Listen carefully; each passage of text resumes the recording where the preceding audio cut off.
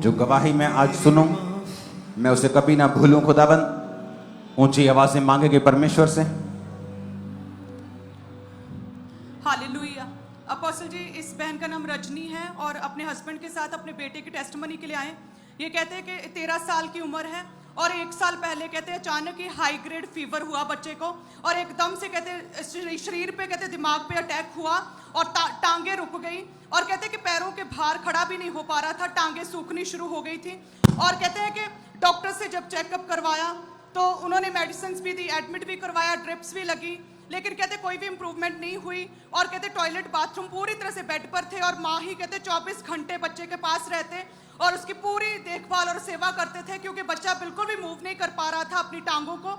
और बच्चा 8वीं क्लास में पढ़ता था, लेकिन कहते जैसे टांगे रुकी बिस्तर पर चला गया तो स्कूल भी छूट गया, स्टडी छूट गई और कहते पूरी तरह से बिस्तर पर चला गया। 35 डॉक्टर, अलग अलग तरह के स्पेशलिस्ट डॉक्टर्स, हड्डियों के डॉक्टर्स कहते दिखाया, लेकिन कोई भी फर्क नहीं पड़ रहा था। पूरी तरह से परेशान थे। और ये बच्चा देखे तो मात्र केवल 13 साल का और इतनी छोटी उम्र में बच्चे को सुसाइडल थॉट्स आने लगे थे। ये कहता था मैं कभी भी शायद नॉर्मल बच्चों की तरह खड़ा नहीं हो पाऊंगा, कभी खेल नहीं पाऊंगा, स्कूल नहीं जा पाऊंगा, और अपने आप को इतनी छोटी उम्र में अपने आप को मारने के लिए सोचता था कि मैं जीवित नहीं रहना चाहता। सुसाइडल थॉट्स बच्चे को आने लगे थे। और फिर कहते थोड़ा नाम किए दसो। रजनी कौर। नाम सिंह। 35 डॉक्टरों को लेके गए हो तुसी? हाँ जी।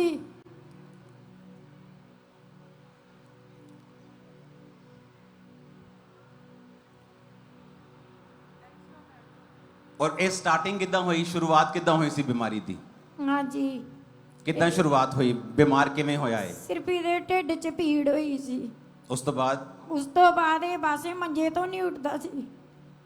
ਇਹਨੂੰ ਆਈ ਚੁੱਕ ਕੇ 35 ਡਾਕਟਰਾਂ ਕੋ ਕਿਉਂ ਲੈ ਕੇ ਗਏ? 35 ਡਾਕਟਰਾਂ ਕੋਲ ਆਈ ਜਦੋਂ ਲੈ ਕੇ ਜਾਣਾ ਉਹਨਾਂ ਨੇ ਕਦੀ ਕਹਿ ਦੇਣਾ ਇਹਨੂੰ ਪੋਲੀਓ ਹੈ, ਕਦੀ ਕਹਿਣਾ ਪੋਲੀਓ ਹੈ ਇਹਨੂੰ। ਹਾਂ ਜੀ, ਜਦੋਂ ਟੈਸਟ ਕਰਵਾਉਣਾ ਉਹਦੇ ਵਿੱਚ ਕੁਝ ਵੀ ਨਹੀਂ ਆਣਾ। ਇਹਨੂੰ ਛੱਡ ਦੋ, ਇਹਨੂੰ ਕੁਝ ਨਹੀਂ ਆਣਾ। ਕਦੀ ਕੋਹ ਸਾਰੇ ਟੈਸਟ ਹੋਏ ਇਹਦੇ? ਹਾਂ ਜੀ। ਕੱਢੀ ਜਾਂਦੇ।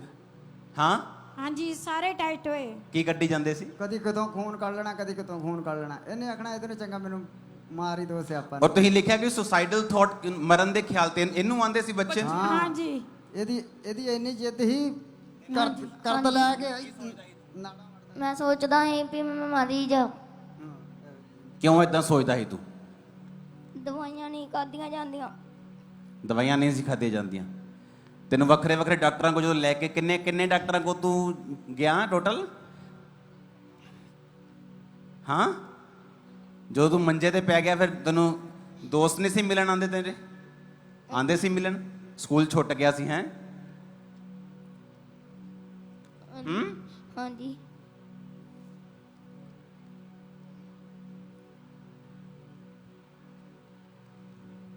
और अपोस्टल जी पूरे परिवार में से केवल फादर ही चर्च आ रहे थे और पूरा परिवार कोई भी मसीह को जानता नहीं था। और जिस दिन इनकी हीलिंग हुई है लास्ट संडे, आप इमेजिन कर सकते हैं कि टॉयलेट बाथरूम जब बेड पे शुरू हो गया और टांगे सूख गई, कोई पोलियो कह रहा था डॉक्टर की पोलियो हो चुका है, कोई बोल रहा था कुछ हो चुका है।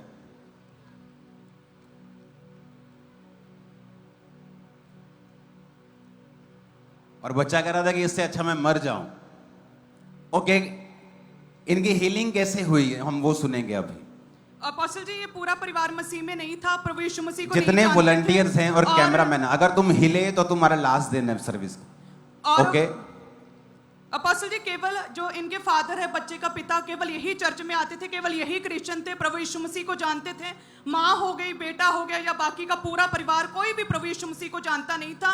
और जब ये बच्चे को पूरा 1 साल सारे ट्रीटमेंट्स करवा के देख ले, जब कोई इंप्रूवमेंट नहीं हुई, कहते तब ये माँ थक हार के कहते कि चलो ले ही चलती हूँ जहाँ पर मेरा हस्बैंड जाता है। तो कहते लास्ट संडे फर्स्ट टाइम ये माँ अपने बच्चे को लेकर आई, क्योंकि पिछले 4 साल से हस्बैंड कह रहे थे, नहीं मान रही थी। और तो ये पिछले 4 साल तो कह रहे, क्यों चर्च चल? हाँ जी। मैं बड़ा कहता ही जी, दरअसल सारे मैनू गाना कटते जाते, तू बोलता रहना ये प्रचार बस ये तो सिवा तेन होर कोई काम नहीं आता। 24 घंटे तेरे गाने चलते रहते हैं। ये वो केड़े गाने? परमेश्वर दे, जस्सू मेरा वड्डे वड्डे काम करता।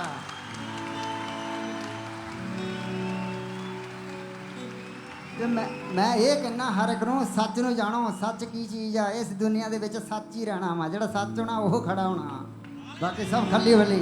क्या ਤੁਸੀਂ ਕਿਉਂ ਨਹੀਂ ਸੀ ਆਉਂਦੇ ਪਿਛਲੇ 4 ਸਾਲ ਤੋਂ? ਤੁਹਾਡਾ ਬੰਦਾ ਆ ਰਿਹਾ ਸੀ। ਅਸੀਂ ਇਸ ਕਾਰਨ ਨਹੀਂ ਆਉਂਦੀ ਸੀ ਵੀ ਸਾਡੇ ਘਰ ਦੇ ਵਿੱਚ ਕੋਈ ਪਿੰਡ ਦਾ ਵੀ ਨਹੀਂ ਆਊਗਾ ਜੇ ਅਸੀਂ ਜਸੂ ਮਸੂ ਨੂੰ ਮੰਨਿਆ ਤਾਂ। ओके, टेस्टिमनी सुनते हैं। और अपोस्टल जी लास्ट संडे जब ये आए 4 साल के कहते हैं कि काउंसलिंग के बाद आए, अपने बच्चे को लेकर स्ट्रेचर पर लिटाकर स्पेशल गाड़ी करवा के उसे लिटाकर लेकर आए।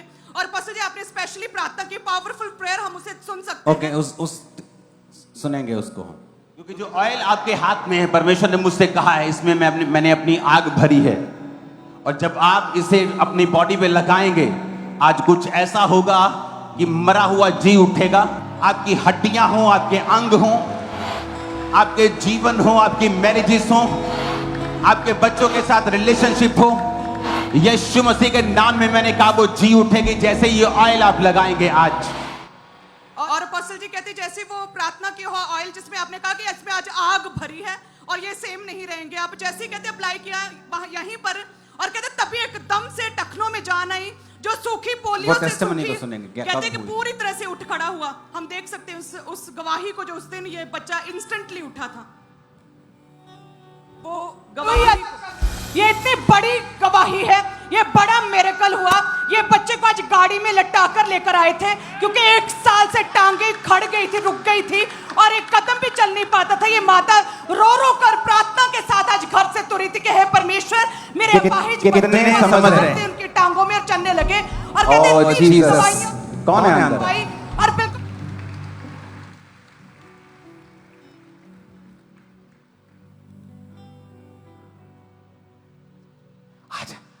छोड़ दो उसको, आ जाओ तुम लोगों।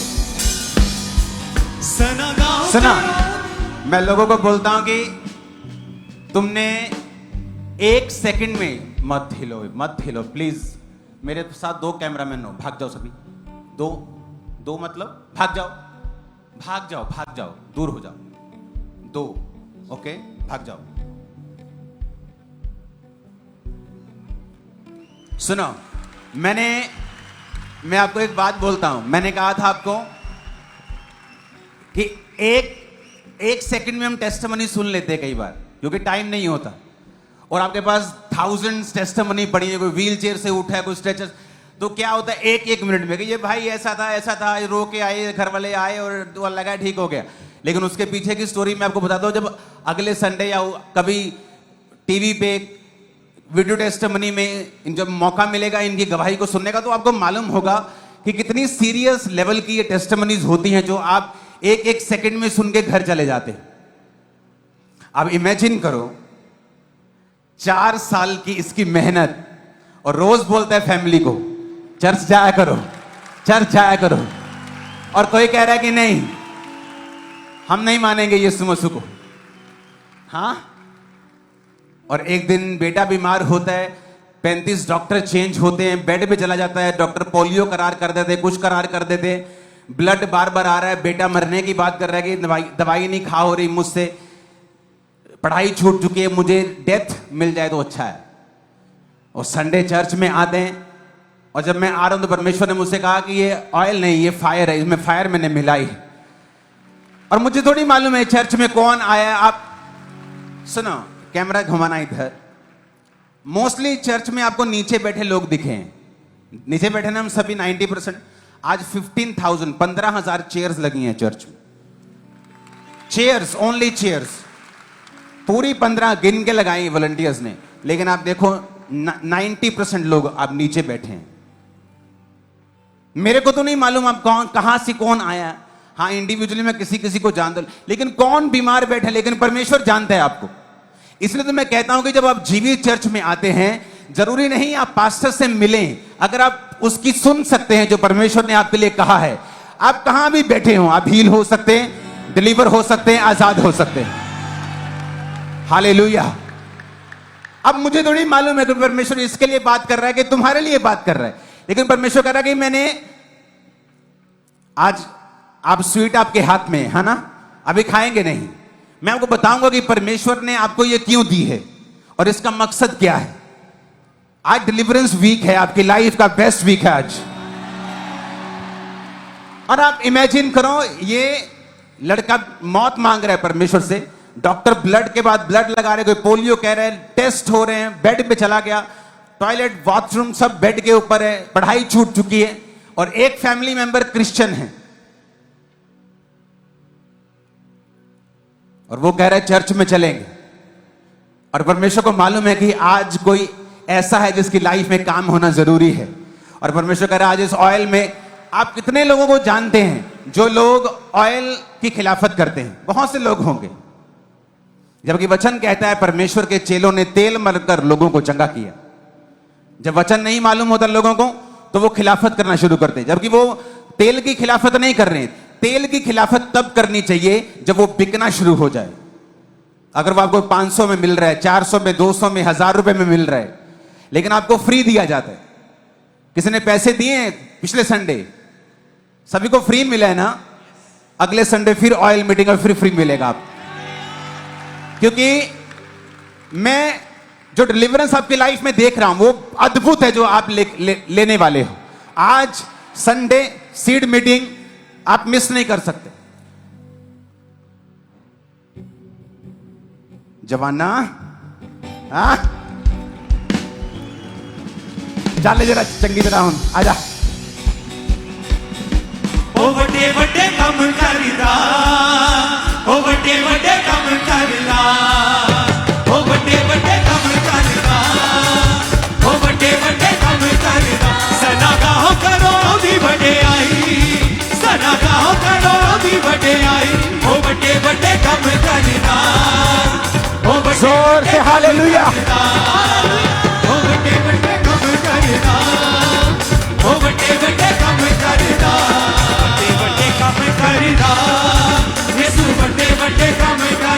बैठ जाओ, बैठ जाओ। कैसा लग रहा है? ਚੰਗਾ किमें लग रहे हैं? ਵਧੀਆ ਵਧੀਆ बड़ा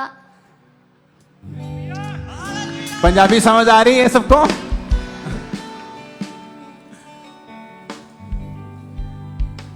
ਹੁਣ ਫਿਰ ਦੋਸਤਾਂ ਨੂੰ ਬੁਲਾਇਆ ਕਿ ਨਹੀਂ ਹੈ? ਦੋਸਤਾਂ ਨੂੰ ਬੁਲਾ ਕੇ ਹੁਣ ਖੇਡੀ ਉਹਨਾਂ ਦੇ ਨਾਲ, ठीक ਠੀਕ ਹੈ? ਤੇ ਸਕੂਲ ਵੀ ਜਾਣਾ ਹੁਣ ਤੂੰ, हाँ जी ਹੈ? हाँ जी और ये तारीफ ऊंची होनी चाहिए।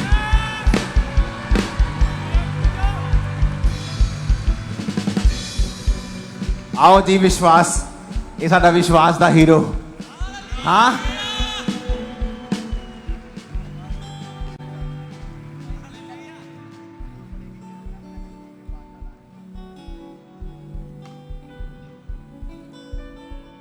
विश्वास दा की है। अगर आप अपनी फैमिली में एक क्रिश्चियन हैं और आप खड़े रहें बेइज्जती सहन करके भी, एक दिन उसी फैमिली की हीलिंग और उद्धार का कारण बन जाओगे आप। बपतिस्मा ले लिया तो ही ਲੈਣਾ अब बल्ले आज ਉਹ ਅੱਜ ਹੀ ਲੈ ਲਓ। आज ही लेना है कि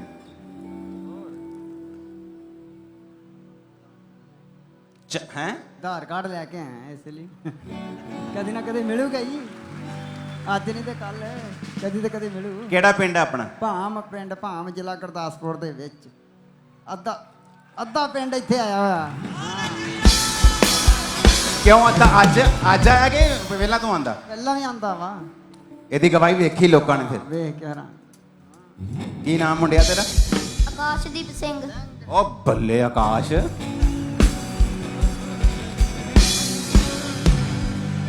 जो इनकी लाइफ में हुआ बड़ा काम। अगर तुम विश्वासी हो, बिलीव करो, ये प्रोफेटिक वर्ड है, तुम्हारी लाइफ में भी बड़ा काम होने वाला है अब से ही। मैंने कहा तुम्हारी लाइफ में भी बड़ा काम होने वाला है। रिसीव करो इन जीसस ने। आमीन। जितना ऊंचा और लंबा ये ब्लेसिंग उतनी बड़ी है चर्च। हालेलुया। ऊंची आवाज में हालेलुया बोलो जरा। जिस फैमिली ने ये वाला मिरेकल देखा हो और उस गांव में अब क्या किसी की हिम्मत है ये कहने की कि यीशु मसीह को नहीं मानना है? किसी की हिम्मत नहीं। और ये बैप्टाइज नहीं है, सिर्फ 4 साल से चर्च आ रहा है, वचन को जानता है, सॉन्ग सुन रहे हैं, प्रभु के वचन को सुन रहे हैं, परमेश्वर की सच्चाई को जान चुका है। हालेलुया। इसलिए परमेश्वर ने कहा था तू बच तेरा घराना। आप जब अपने घराने के लिए प्रार्थना शुरू करते हैं तो परमेश्वर उनको छूना शुरू करता है। और कई बार परमेश्वर कहता है कि कुछ बीमारियां पाप की वजह से नहीं परंतु परमेश्वर की महिमा के लिए होती हैं। जब मैंने अपने दादाजी को मना कर दिया था कि हम नहीं जाएंगे चर्च, तब मेरे को जो अटैक होने शुरू हुए, किसी डॉक्टर किसी जगह पे जब इलाज नहीं हुआ, जबकि मैं खुद डॉक्टर्स की फैमिली से आता हूं, और ये थोड़ी समझ आ रही थी कि परमेश्वर प्रभु यीशु मसीह ऐसा मेरे जीवन में मुझे खींच रहे हैं। मुझे लगता है अब मैं मर जाऊंगा क्योंकि मुझे एक अनक्योरेबल कोई डिजीज हो गई है मेंटल, कि अब मैं धीरे धीरे पागल हो जाऊंगा, मर जाऊंगा। लेकिन परमेश्वर ने कहा कुछ बीमारियां परमेश्वर की महिमा के लिए होती हैं। जब आप खड़े रहेंगे अपने परिवार में, आप अड़े रहेंगे, एक दिन वो आएंगे मसीह में। या तो शैतान जीतता है या तो आप जीतते हैं, ये आपके ऊपर होता है कि आपने वो साल निकालने हैं जब आपके नाम को बेइज्जत किया जाएगा, आपका नाम काट दिया जाएगा, आपको बुरा भला बोला जाएगा, आपको सताया भी जाएगा। हो सकता है आपके घर वाले आपको खाना ना दें, आपके साथ मिसबिहेव करें, इल ट्रीट करें आपको, लेकिन फिर भी क्या आप यीशु मसीह के साथ रहने के लिए तैयार हैं? वचन कहता है परमेश्वर का राज्य एक ऐसे व्यापारी के समान है कि जिसने एक बहुमूल्य मोती देखा। जब उसने मोती देखा तो उसने अपना घर, अपने खेत, अपनी प्रॉपर्टी, अपना दुकान वुकान सब बेच के उसने वो मोती मोल ले लिया। सब लोग बोलने लगे भी व्यापारी पागल हो गया है, इतना पागल हो गया है कि मोती के लिए घर बेच दिया, बिजनेस बेच दिया, खेत बेच दिए, ये पागल हो गया, किराए पे चला गया एक मोती को खरीदने के लिए। लेकिन वो जो व्यापारी था वो बड़ा समझदार था, उसे मालूम था कि ये जो मोती है ये बड़ा बेशकीमती है। ऐसे 10 घर, 10 गुना खेत, 10 गुना बिजनेस मैं खोल सकता हूं अगर मैं इस मोती के ऊपर अभी इन्वेस्ट कर दूं तो परमेश्वर ने कहा परमेश्वर का राज्य भी ऐसा ही है। तुम जब परमेश्वर के राज्य को मोल ले लेते हो, अपना घर छोड़कर, अपने खेत छोड़कर, अपने दोस्तों की परवाह ना करके, तो वो तुम्हें उस समय पागल कहते हैं।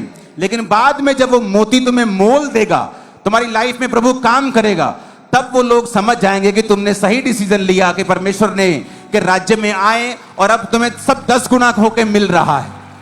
हालेलुया। तारीफ करो इस गवाही के लिए जोर से, ऊंची आवाज में थैंक यू जीसस बोलो। Hallelujah, hallelujah.